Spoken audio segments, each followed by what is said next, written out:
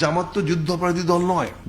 বাংলাদেশ জামাত ইসলাম তো যুদ্ধাপরাধ করে নাই। কারণ বাংলাদেশ জামাত ইসলামের জন্ম হয়েছে মে 1980 সনে, 79-এ বিএনপি জন্ম হয়েছে, আর জামাত ইসলামের জন্ম হয়েছে মে 1980 সনে। কোনটা? বাংলাদেশ জামাত ইসলাম।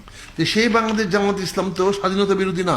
তার গঠনতন্ত্রে পরিষ্কার সে বলতেছে, যেহেতু বাংলাদেশের জনগণ ও মুক্তিযোদ্ধাদের বীরত্বপূর্ণ সংগ্রামের মধ্যে দিয়ে বাংলাদেশ বিশ্বের মানচিত্রে স্বাধীন সার্বভৌম জাতি রাষ্ট্রের মর্যাদা লাভ করিতেছে, সেহেতু এই সকল মৌলিক বিশ্বাস চেতনার ভিত্তিতে শোষণমুক্ত ন্যায় ও ইনসাফ ভিত্তিক সমাজ গঠনের মহান উদ্দেশ্যে বাংলাদেশ জামাতে ইসলামীর এই গঠনতন্ত্র প্রণীত ও প্রবর্তিত হইল। জামাত তো 71-এর ইসলামী বা ইস্ট পাকিস্তান জামাত ইসলাম না, ইস্ট পাকিস্তানের জামাত ইসলাম না, বা বাংলাদেশের জামাত ইসলাম না, পাকিস্তানের জামাত ইসলাম না, এটা বাংলাদেশ জামাত ইসলাম, যেটা 1980 সনে যার জন্ম হয়েছে। এবং যারা মুক্তিযুদ্ধকে স্বীকার করে, যারা মনে করে যে বাংলাদেশের মুক্তিযুদ্ধের মাধ্যমে একটা জাতি রাষ্ট্র তৈরি হয়েছে, তারা তো স্বীকার করে। তাহলে আমরা কেন তাদের বিরুদ্ধে মিথ্যা অভিযোগগুলো আনতেছি?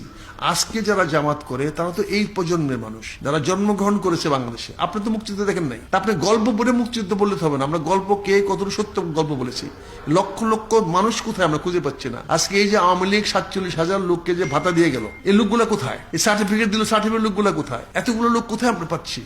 এই কথাগুলো আমরা এতদিন বলতে পারি নাই, কারণ আমার বিএনপিতে আলিমের মতো লোক এসে বিএনপিতে অংশগ্রহণ করছে, যে আলিমকে বলা হয়েছে জয়পুরহাটের কসাই আলিম, যে মানুষকে হত্যা করতো, সে আলিমকে আমরা বিএনপিতে নিয়ে আসছি। আজকে আমি বলতেছি যে জামাত ইসলাম লক্ষ লক্ষ লোক মেরেছে। আমরা কি স্বাধীনতা বিরোধী নিয়ে রাজনীতি দল করি নাই? তাহলে আজকে আপনি এগুলো কেন বলছেন?